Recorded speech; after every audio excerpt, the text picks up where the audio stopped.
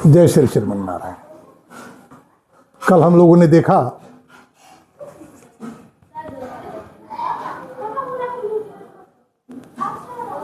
कि अयोध्या के लोग जब लौटकर अयोध्या आए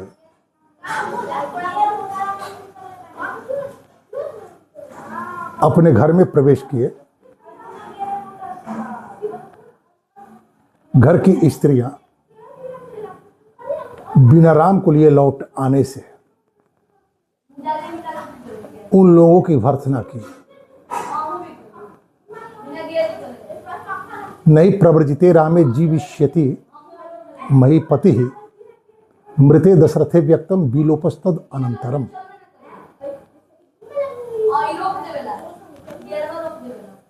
राम के बन जाने के कारण महाराज दशरथ बहुत दिनों तक जीवित नहीं रह सकते और महाराज दशरथ के मृत्यु के बाद अयोध्या के संस्कृति समृद्धि लुप्त हो जाएगी, ऐसी आशंका अयोध्या की स्त्रियों ने व्यक्त की। मिथ्या प्रव्राजितो राम सभार्य सह लक्ष्मण भरते सन्निबद्धा स्म सैनिके सौनिके पशवो यथा। अयोध्या के राज सिंहासन पर भरत के अभिषेक का आग्रह जो कैकेयी ने की, अयोध्या की स्त्रियों के दृष्टि में इसका परिणाम क्या होगा? तो कहती हैं सब कि भरत के साथ मुझे बांध दिया गया पशु की तरह। राजा को आरोपित नहीं करना चाहिए, राजा वही हो जिसे प्रजा राजा के रूप में देखना चाहे। कल हम लोगों ने जाना था कि अयोध्या की स्त्रियां कह रही हैं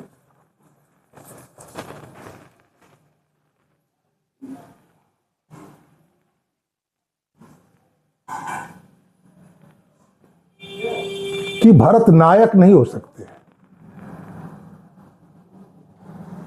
शासक भले ही हो जाए, नायक तो वही होता है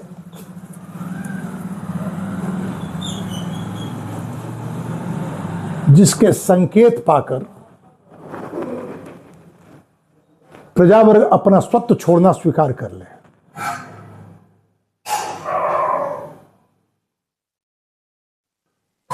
और जो नायक होता वही निर्माण करता। यह बात अलग है कि अयोध्या में भी राम का विरोध करने वाली दो स्त्रियां थी, मंथरा और कैकेयी।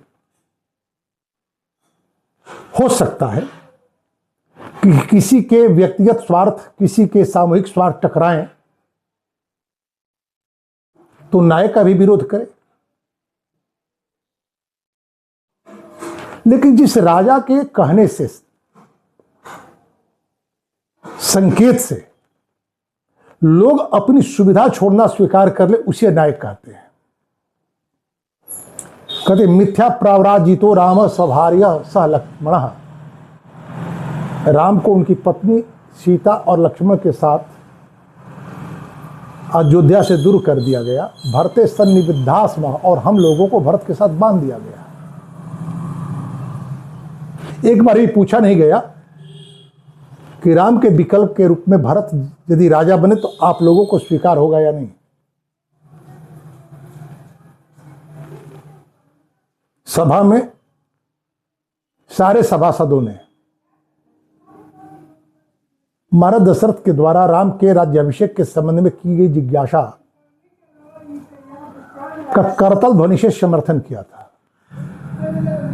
अर्थात राम को सारे अयोध्या के लोग राजा के रूप में देखना चाहते थे, पशु की तरह बांध दिया गया। बंधन में पीड़ा होती है। स्वतंत्र होने का अर्थ यह नहीं होता है कि हम मुक्त हो जाएं, लेकिन वह तंत्र जो हमने अपनी इच्छा से अनुशासन के रूप में स्वीकार किया हो, वहां बंधन नहीं होता। भरत को लेकर कौशल्या ने भी कहा था, राम वनगमन के लिए जब अनुज्ञा लेने जाते हैं, कहे कि आप पुत्र मनवीक्ष स जनो ना विभाषते। भरत को देखकर वे लोग हमसे बात नहीं करते जो हमारी सेवा में नियुक्त होते हैं। भरत के इस चरित्र से अयोध्या के सामान्य लोग भी परिचित हैं। इत्येवं बिलपंती नाम स्त्रीणाम वेशवसु राघवम जगामास्तम दिनकरो रजनी शाभ्यवर्तत। सारा दिन बीत गया रोते रोते, रात्रि आ गई, कोई दिनचर्या नहीं। नष्ट ज्वलन संतापा प्रशांता ध्याय सत्कथा तिमिरेणानुलिप्तेव तदासा नगरी बभौ। कहीं कोई सत्कथा नहीं, कहीं कोई अग्निहोत्र नहीं, कहीं कोई स्वाध्याय नहीं। यह स्थिति अयोध्या की, और रात्रि तो और ही भयावह हो गई।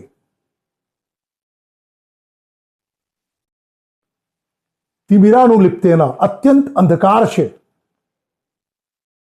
युक्त हो गई अयोध्या।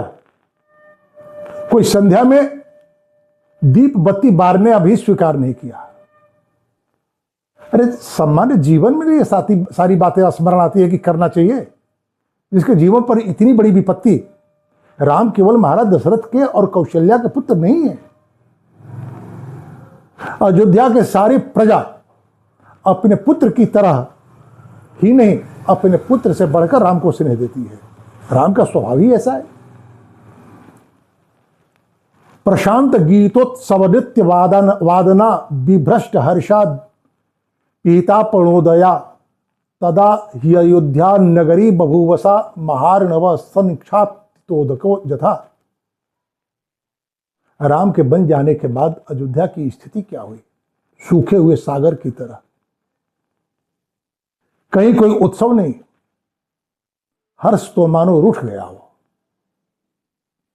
रामोपि रात्रि शेषेण तेनैव महदंतरम जगाम पुरुष व्याघ्र पितुर आज्ञा अनुस्मरण। उधर अयोध्या के लोग जो राम का पीछा कर रहे थे, श्रम जनित निद्रा के कारण जब अश्रथ पड़े थे, घोर निद्रा में थे, सुमंत्र को कह राम अन्यत्र चले गए। यात्रा आरंभ हुई, सारे दिन बीते। अयोध्या के लोग पीछे आ रहे थे, उनकी आवाजें आ रही थी, उनका ध्यान राम को खींच रहा था। अब तो कोई आवाज भी नहीं, केवल और केवल अपने पिता के आज्ञा का स्मरण कि पिता ने ऐसी आज्ञा मुझे क्यों दे दी। श्रवण वाचो मनुष्यानाम ग्राम संवासवासिनाम राजानम धिक दशरथम कामस्य वशमास्थितम। महाराज दशरथ के आज्ञा का स्मरण करते हुए राम आगे बढ़ रहे हैं। रास्ते में पड़ने वाले ग्राम नगर कि आबाल वृद्ध नर नारी राम को निहार रहे हैं, आपस में बातें कर रहे हैं। क्या बात कर रहे हैं? राजानम धिक दशरथम कामस्य वशमास्थितम। महाराज दशरथ काम के अधीन हो गए, अन्यथा भला ऐसे पुत्र को कोई देश निकाला देता है? कथम नाम महाभाग सीता जनक नंदिनी तदा सुखे स्वभिगता दुखा नाम अनुभविष्यति। अरे ये सीता जो केवल सुख के लिए ही बनी है, सुख भोगने के लिए ही बनी है, अब तो दुख से पाला इनका पड़ा। कैसी स्थिति इनकी होगी? महाराज प्रभु श्री राम सीता से कह रहे, हंस गमनी तुम नहीं बन जोगो। कौशल्या रो रही हैं, पलंग पीठ तज गोद ही डोरा सो पग चन चलन छद अवनी कठोरा। ये तो सीता की महत्ता है, जिन्होंने कहा तू कहो भोग मोह, तो कहूँ जोग मोह कहूँ भोगू, और बलपूर्वक राम को समझाकर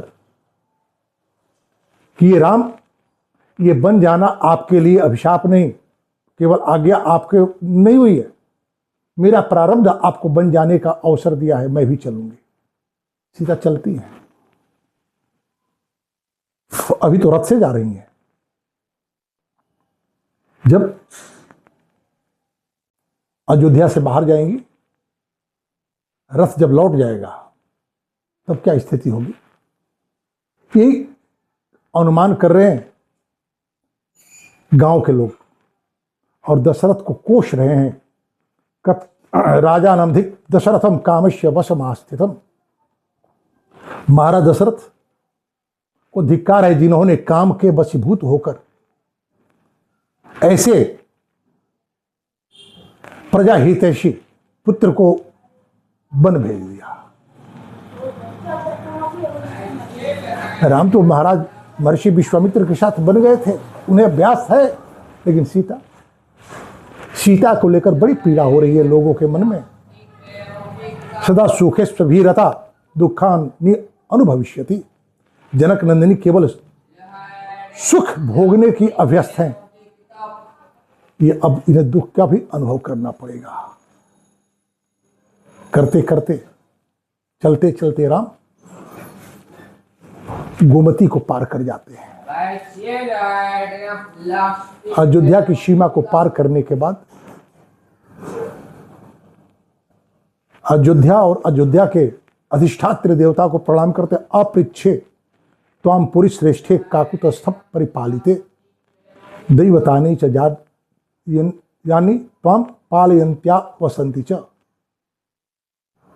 मन में विचार करते हैं कि फिर लौटना संभव होगा, अयोध्या का दर्शन कर पाऊंगा, बड़े लोगों का आशीर्वाद मिल पाएगा, ये सारी बातें मन में विचार कर रहे हैं। और रथ से उतरकर अयोध्या नगर को, सीमा को प्रणाम करते हैं, अयोध्या के नगर देवता को प्रणाम करते हैं, और वहां से कैसे जाते हैं, कहाँ जाते हैं, कब जाते हैं, सुमंत्र को लौटाते हैं या साथ ले जाते हैं, इन सारी बातों की बातें कल हम लोग देखेंगे। आज इसी के साथ वाणी को विराम। जय श्री राम।